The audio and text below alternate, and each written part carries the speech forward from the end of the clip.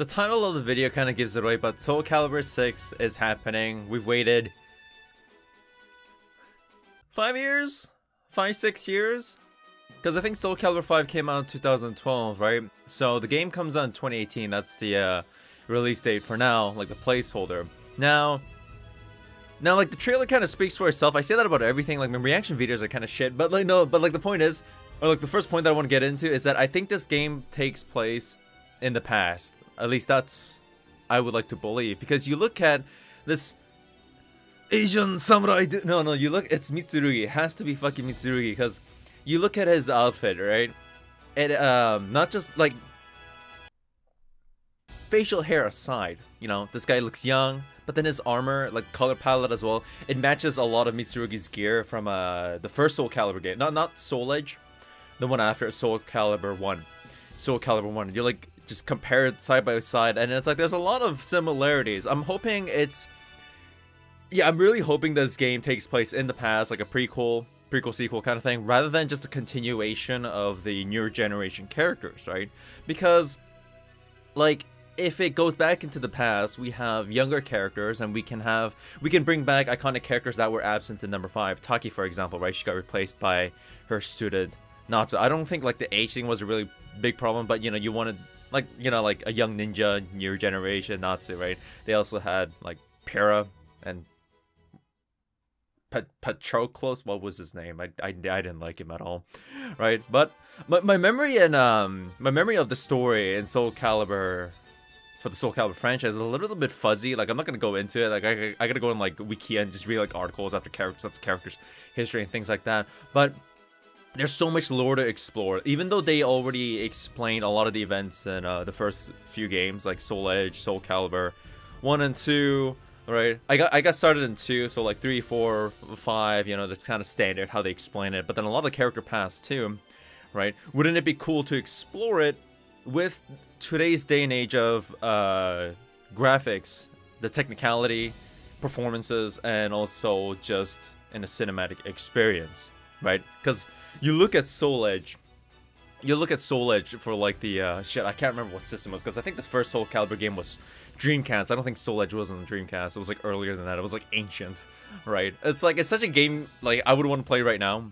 But then of course, you know, we're getting spoiled by today's day and age of just modern graphics, right?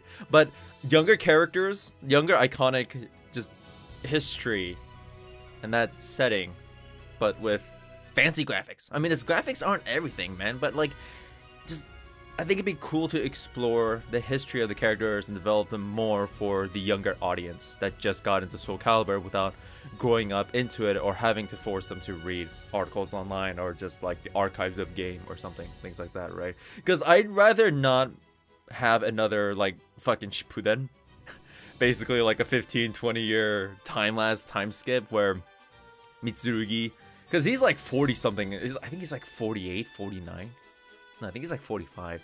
And but basically, he's like mid-late 40s in Soul Calibur 5, because the game takes place like 17 to 18 years after Soul Calibur 3, right? So if Soul Calibur 6 comes out, and then they do like another 20 years, let's say this dude in the trailer was like his descendant, student, whatever, right? Then you're kind of getting rid of all the iconic characters that we grew up with, right? Like, would there be, like, instead of Maxi, would you replace something else? Astroth, right? Cervantes, Ivy, right?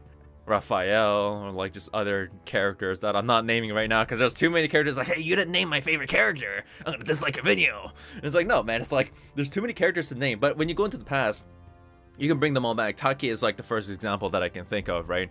Because like in some events in number 5, like she never came back kind of thing. Natsu represents that ninja style now, but then bring back Taki because she was fucking waifu. But then the problem with going back into the past though is that there's some newer characters that were really cool that probably have a less of a chance of making it in should they choose to go to the past. Maybe the style of the gameplay will still be there, but not the same character. Setsuka is an example, because I think she first shows up in a Soul Calibur 3. You know, she's got like that sort of like katana hidden style kind of thing. It's like different from Mitsurugi, right? But like if the game took place in the events of Soul Edge, which I think is like 7-8 years before Soul Calibur 3, and I think Setsuka is like mid-20s, she'd basically be like a fucking teenager, right? And Soul Edge. I mean, that's not really too much of a problem if you swing that way, but like, and also in like in animes, like the main characters that always, you know, overcome the universal threats are always like 14-year-olds, right? Fucking bleak. But we'll see what happens, right, as the game progresses and more info gets released. I mean, like, we don't even have a solid date for it. It just says 2018, right? But chances are it's gonna be late 2018 because a game coming out within like the first 6 months of a year, first 6-7 months, you probably would have heard it by now, right? Earlier in the year of 2017, or just earlier this year, right? Like, we're hearing about it just now. There's gonna be at least close to a year before it comes out. Like, everybody has favorite characters they would like to see return, right? If not the character, just the styles. But I want to see some gimmicky characters, you know? Like, I want to see them go out of their way, the developers, and like make characters like Netcrit. Like, Netcrit was like the coolest fucking character.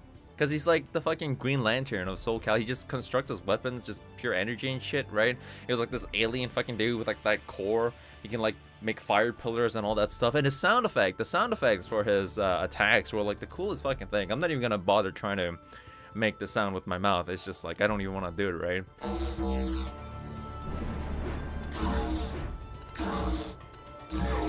But like, oh, so, dude, they gotta put in Yoshimitsu, man.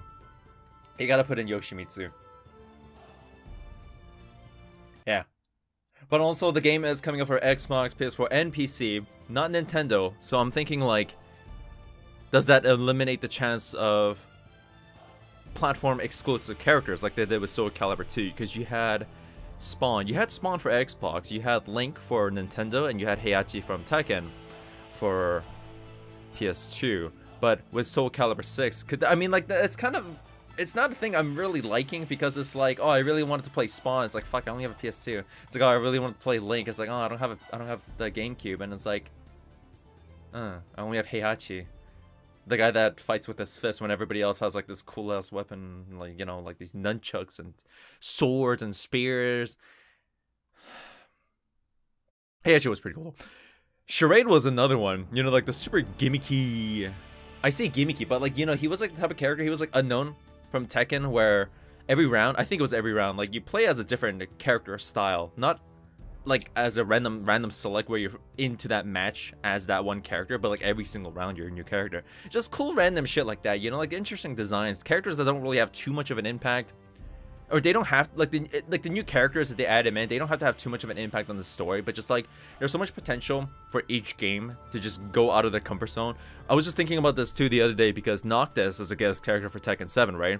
He plays so, I feel like he would play so much better in a Soul Calibur game, but then like, it's okay. It's okay. But if they had guest characters, right, like Soul Calibur, they don't even have to have a weapon-esque orientated character, because Heihachi is a prime example. You know, he just uses his fucking... He doesn't have anything. He just looks like those bracelets or some shit, right? And that's it. But like, they don't do anything. You know, he just like punches people and kicks them across like the map or something, right? But guest characters, there's so many new characters in today. Oh, dude, 2B. Oh my god, they didn't put her in Tekken 7, so they could probably put her in Soul Calibur. Yo, that'd be so perfect, man. That'd be kind of cool. You gotta agree, right? Stuff like that. But going back, like, I'm not gonna ask you guys what characters you guys want to see, because honestly, it's like, there's just too many fucking characters to name. Way too many characters. I want to see Lizard Man. I want to see The Rock. Not Dwayne Johnson, The Rock. Like, The Rock, like the Astaroth before Astaroth, I think, right? But story-wise, for those that are really into the story, would you guys like to see a continuation after the events of 5, or sort of like a prequel? Whether it covers the events before Soul Edge, during, or even in between, because I think young Mitsurugi would be really cool. Assuming this is Mitsurugi. And I think this is young Sophia? Sophia? Sophie. But like, there's just too many names for character wish lists and things like that. But let's try to get a discussion going. Like, Soul Calibur, like, dude, it's been ages since Soul Calibur 5. Soul Calibur 5 wasn't necessarily, I'm gonna be honest, it wasn't necessarily the best game. You know, just some of the modes and things like that, and just overall gameplay, I felt like some characters were retardedly broken. Nightmare, for example. Astros was my favorite to play, but his grapples were just fucking broken, right? Some of the, like, yeah, and then, the Weapon Master mode, I think it was like the Weapon Master mode, right? In Soul Calibur 2, the dungeon exploring thing, you know, a bunch of trials, different condition matches, and just constantly fighting opponents by one at a time without a break kind of thing, right? Unlocking different weapon skins and things like that too. I can't remember, maybe they had like 1 or 2 different costumes, but like they had the different weapons, right? And they had like the gimmicky weapon, like with Nightmare you had the ore, right? And that just made like a watery splashy sound effect, things like that. But with Soul Calibur 6, I'm hoping that there's more unique individual customizations rather than sort of like the universal general stuff that everybody can attach on, like, you know, blocks of cubes on their shoulders and shit like that. No, I was never really fan of those sort of trolley stuff, just like more edgy character specific ones. Like, it's like comparing like Tekken 6 and Tekken 2 versus Tekken 7, because Tekken 7, it has, yeah, some decent customization, but like everybody only has like 2 or 3 different outfits, and then all the rest of the customization is like universal that everybody can wear, not character specific stuff, right? But here's hoping Soul Calibur 6, yeah, you know what, let's just be happy that Soul Calibur 6 is announced. I mean, game looks polished already. Soul Calibur 5 looked very polished for its time, but it's kind of hard to beat. It's like when God of War 3 came out, you can't really beat God of War 3. Like, God of War 3 is like super polished game. And then, like, you know, 10 years later, how do you make a game that's even more polished? You don't. You just keep the standards and then just go more into the gameplay and more into the story. Soul Calibur 6, that's kind of it too, right? I was never a really big fan of like the comeback mechanics, the supers. Like in Soul Calibur 2 and 3, I don't think you had that. You know, you just had like, you didn't have it, right? And then with Soul Calibur 4, Soul Calibur 5, I think they had like the supers, like the revenge stuff. I can't remember what it's called. It's like,